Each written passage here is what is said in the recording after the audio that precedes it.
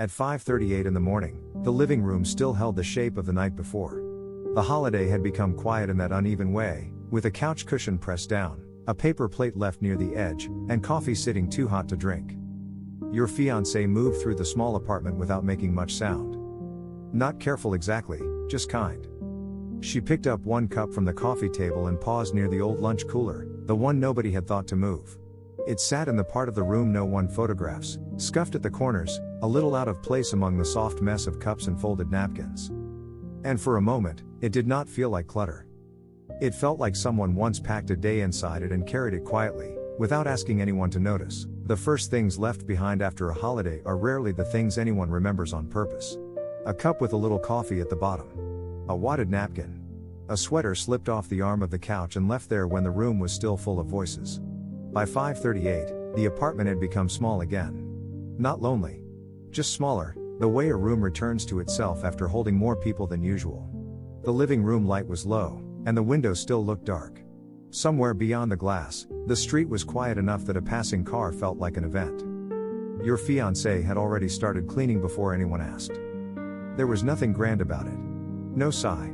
No announcement. Just her hand gathering a paper plate, then another, then resting for a second on the edge of the coffee table as if the room had asked for a little patience.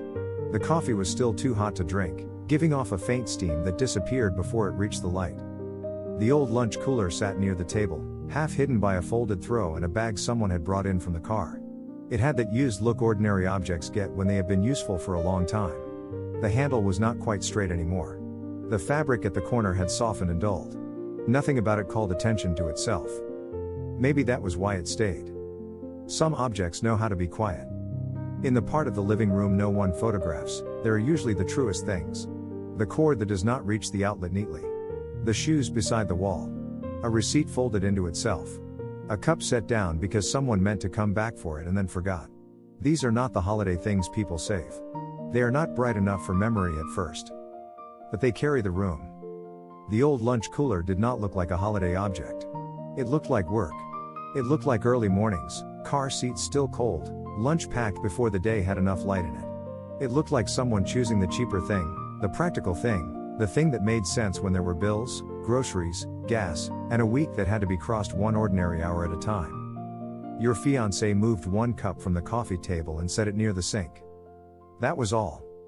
Still, the room changed a little. Not because the cup mattered so much, but because the gesture belonged to the same quiet family as the cooler. Small care. Unshown care. The kind that does not interrupt the room to be recognized. The kind that simply makes a little space where space was needed. There are sacrifices that do not look like sacrifices while they are happening. They look like a packed lunch. A second trip to the car. A hand wiping down the table after everyone has gone to bed. A person staying awake a little longer so someone else can wake up to less mess. No speech comes with it. Maybe that is why it can take years to notice. The holiday morning held that noticing gently. The apartment was not perfectly clean. There were still quiet objects left behind, and the couch still had the tired shape of company. But the loudness had moved out of the room. What remained was softer. A little paper. A little steam. A cooler that had carried more than food. It had carried effort. Not the kind that asks to be praised. Not the kind that becomes a story at the table. Just effort folded into a regular day, carried through doorways, set down beside other things, and almost missed. Your fiancé did not say anything about it. She did not need to. She crossed the living room again, picked up another cup, and left the old lunch cooler where it was for the moment. Maybe she saw it too. Maybe she only saw what needed to be moved next. Both can be tender. Sometimes love is not in the part of the room where everyone gathers. Sometimes it is in the corner afterward, with the quiet things that prove somebody tried. The cooler. The cooling coffee. The cup carried away without being mentioned. The morning did not become beautiful all at once. It simply became less crowded. And in that little return of space, warmth had somewhere to sit. The old lunch cooler had probably been placed there without much thought. Someone may have carried it in with a coat over one arm and a bag of leftovers in the other hand. Someone may have set it down near the coffee table because the entryway was crowded, because the kitchen was full, because there was no clear place for anything in that holiday spill of shoes and jackets and voices. Then the room kept moving around it. People sat down. Someone laughed from the couch. A phone buzzed under a napkin. The cooler stayed where it was, quiet and square, holding its shape beneath the small mess of the morning. It did not belong to the decorations. It did not belong to the soft blanket draped over the couch or the mugs gathered near the table. It belonged to a different kind of life, the kind that happens before guests arrive and after they leave. That may be why it felt so honest. A lunch cooler is not a romantic object. It does not ask to be saved. It does not look meaningful sitting on the floor beside a coffee table. But it carries a private record. Early alarms. Sandwiches wrapped in foil. An apple pressed into the side pocket. A hand closing the zipper before stepping into a day that may not be easy, but still has to be met. Your fiancé bent down and picked up a cup. The sound was small. Ceramic against wood, then the soft tap of it being set with the others. Nothing in the room changed in a way anyone would photograph. No one would remember the exact angle of her hand, or the way she paused before reaching for the next thing. But the room felt less crowded each time something was moved. Care often works like that. It does not make a speech. It does not stand in the center and ask the room to turn toward it. It takes one cup. It folds one napkin into another. It clears enough of the table for someone to set down their coffee later and not feel surrounded by what the night forgot. The old cooler stayed near her feet. Maybe it brought back someone else's hand. A father rinsing it out at the sink on a Sunday night. A mother packing it without mentioning how tired she was. A partner placing it by the door so the morning would not begin with looking. Or maybe it belonged only to this apartment, to this small life being built room by room, where love sometimes looks like remembering what needs to be ready before anyone asks. There was tenderness in that. Not the loud kind. Not the kind that arrives dressed as a moment. Just the tenderness of ordinary preparation, ordinary returning, ordinary cleaning when the room has spent all its noise. The morning made everything look plain again, and maybe that was a gift. The paper plates looked like paper plates. The cups looked like cups. The old lunch cooler looked like something that had been used, carried, depended on. And still, it held warmth. Not from anything inside it now. From all the small mornings it suggested. From the thought of someone packing food with half-open eyes. From the way working days have their own quiet rituals, their own small forms of protection. A lid closed. A zipper pulled. A hand on the handle. Then out the door. The holiday had made room for bigger feelings the night before. People talking over one another. Someone reaching across the table. The apartment holding laughter, fatigue, old stories, new plans. But in the morning, when coffee was still too hot and the windows were not yet bright, the smaller feelings came back. They were easier to hear. Your fiancé moved slowly around the coffee table. She was not trying to make the apartment perfect. She was only giving it back to itself. One cup at a time. One cleared corner. One quiet object left where it could be seen without being in the way. The old lunch cooler waited there like a small reminder that love is often practical before it is beautiful. It carries the lunch. It remembers the door. It sits in the living room after the holiday, a little out of place, and somehow tells the truth more softly than the things meant to be seen. The morning did not ask for much. It only let the room breathe. The quieter the room became, the more the old lunch cooler seemed to belong there. Not because it matched anything. It did not match the soft blanket, or the little stack of holiday napkins, or the candle someone had moved to make room for a bowl of chips. It did not match the coffee table with its rings of moisture and crumbs, or the small apartment trying to look wider than it was. It sat there with its faded sides and tired handle, carrying a different kind of morning into the room. A working morning. A leaving morning. A morning when someone did not have time to sit down. Your fiancé crossed the room again, quiet in her socks, holding two cups by their handles. The apartment made those small early sounds that seem larger before the day starts. A cabinet closing. Water running for a few seconds. The low click of a mug touching the counter. Then the hush afterward. The coffee was still too hot. That kind of heat asks for waiting. So the room waited too, and in the waiting, memory had room to come forward without making itself dramatic. It came through the cooler first. The way a lunch cooler can sit near a door for years and never seem like love. The way it can be grabbed in a hurry, packed without thanks, wiped down without ceremony, and still be part of how someone keeps another person going. Maybe it was not even one clear memory. Maybe it was only a feeling. A kitchen light before sunrise. Bread on the counter. A plastic bag folded around a sandwich.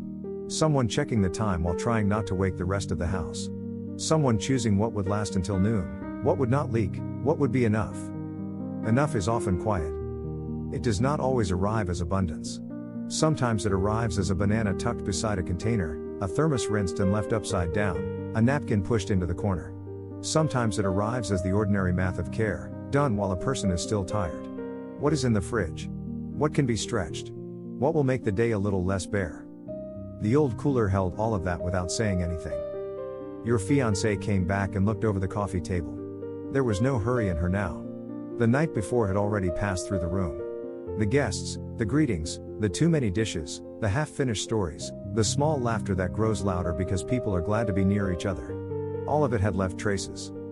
But she did not erase the room. She only softened it. She moved a cup. She gathered a napkin. She made a little open place on the table where the morning could begin again. There was something tender about not needing the whole room to be fixed. Only enough space for breath. Only enough order for the body to stop bracing. The old lunch cooler remained. And maybe that was right. Some things are not meant to be put away too quickly. Not because they are sacred, and not because they hold a story anyone has to tell. But because ordinary objects sometimes ask nothing from us and still bring back the truth. They remind us that people have been trying, in ways that were easy to miss at the time. Trying to feed someone. Trying to save a little money.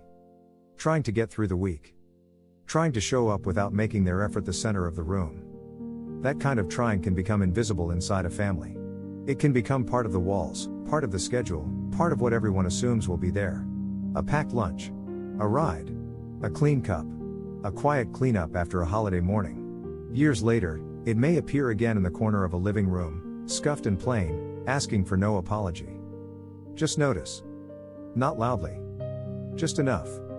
Your fiancé stood near the coffee table for a moment, one hand resting against the edge, the other holding a cup she had almost forgotten to carry away.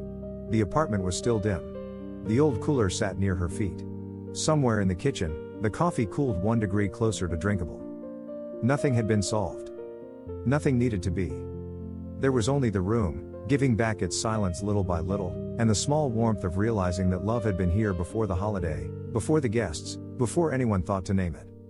It had been packed. It had been carried. It had been set down quietly, right where someone tired might find it. There is a kind of quiet that comes only after people have been together. It is not the same as an empty room. An empty room has never held much yet. It has no warmth caught in the cushions, no cup left where a hand forgot it, no folded napkin pressed flat by someone trying to make space for dessert. But this living room had been full. It had taken in bodies, coats, bags, voices, the small awkwardness of moving around one another in a small apartment during a holiday. Now it held the after. The after has its own tenderness. Your fiancé stood in it without rushing. She moved as if the room did not need to be returned to normal all at once. Maybe normal was not even the right word. The apartment was still itself, only loosened a little. The holiday had pulled things out from their usual places. A chair turned toward the couch. A blanket dragged low. The coffee table crowded with proof that people had stayed a while. And near it, the old lunch cooler. It had become easier to see now that the table was clearer. Not important, exactly. Just present. Its zipper caught a little light. Its side leaned inward, softened from years of being packed and carried. It looked like one of those objects that survives because no one thinks to replace it, because it still works, because usefulness can become a quiet form of belonging. The room did not need it to be beautiful. That was part of the tenderness. So much care enters life that way, through things no one would choose for a photograph. The container with the warped lid. The old sweatshirt kept by the door. The lunch cooler that has seen more parking lots and break rooms than anyone remembers. The things that are not pretty enough to display but faithful enough to keep. Your fiancé lifted another cup. For a second, the cup seemed heavier than it was. Not because of what remained inside it, but because it belonged to the whole morning. The too hot coffee. The dim living room. The sense that everyone who had been there had left a little of themselves behind, and someone was quietly sorting through the evidence. There was no resentment in the movement. Only care with tired hands. Maybe this is one of the smaller graces of living close to another person. Not that everything is noticed at the time. Not that effort is always named fairly, or returned in equal measure. But that sometimes, in a room no one is performing in, a person can look at an ordinary object and feel the shape of many unspoken attempts. A meal packed before sunrise. A ride offered without complaint. A bill paid quietly. A cooler rinsed out at the end of the week and placed near the door again. These things are not speeches. They do not know how to become speeches.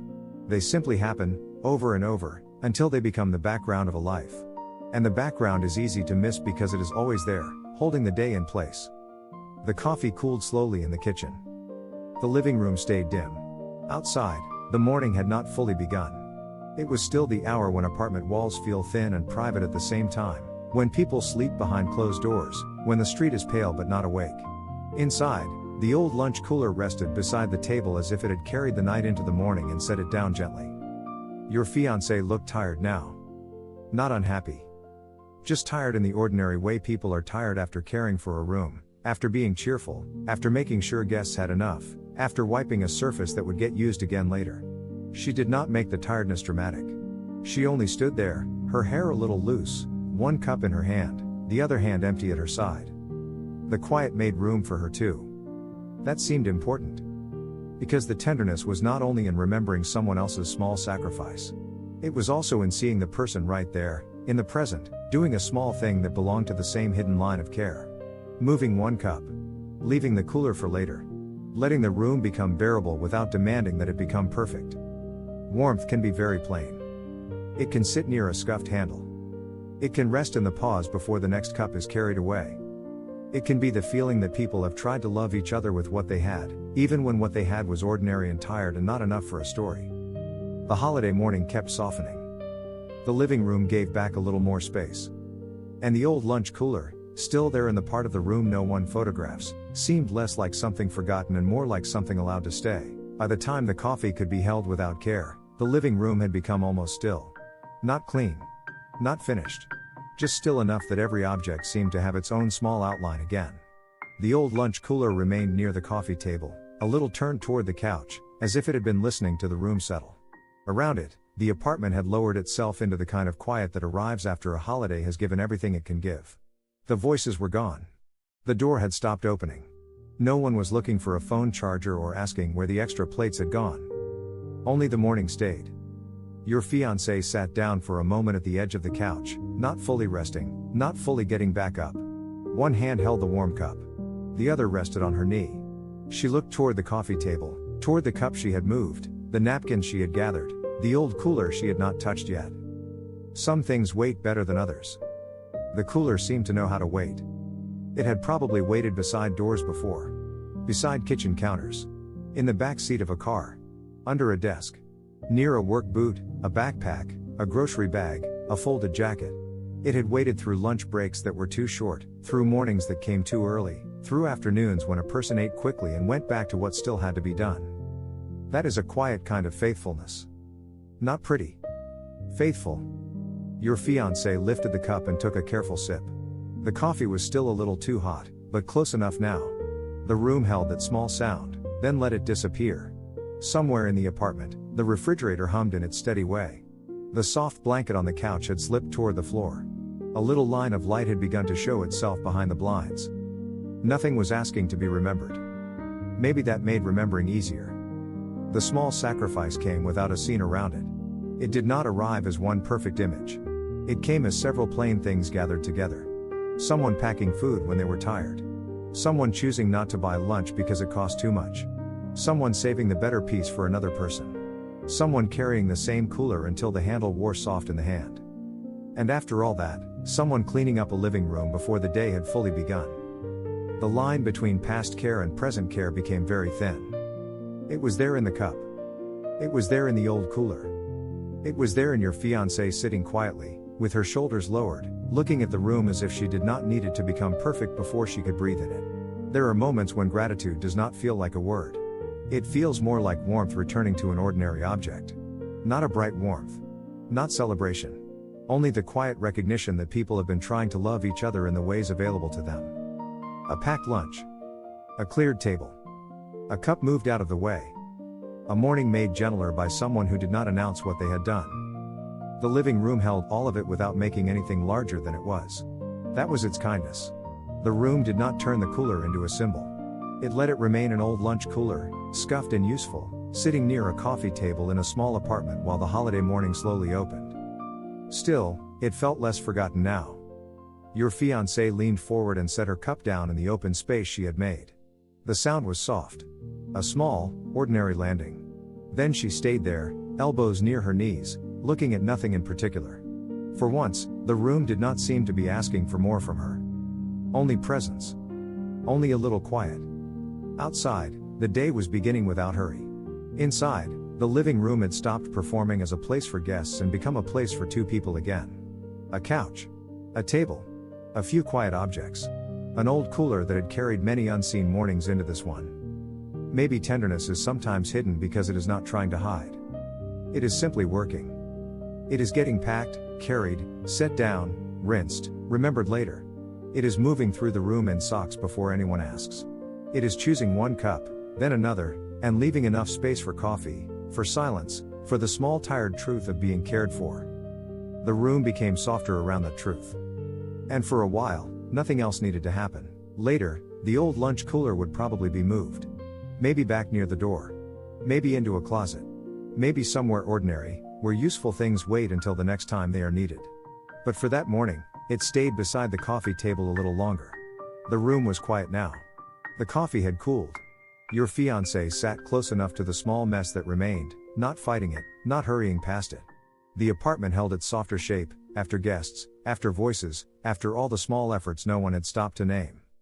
There was warmth in that. Not a speech. Not a lesson.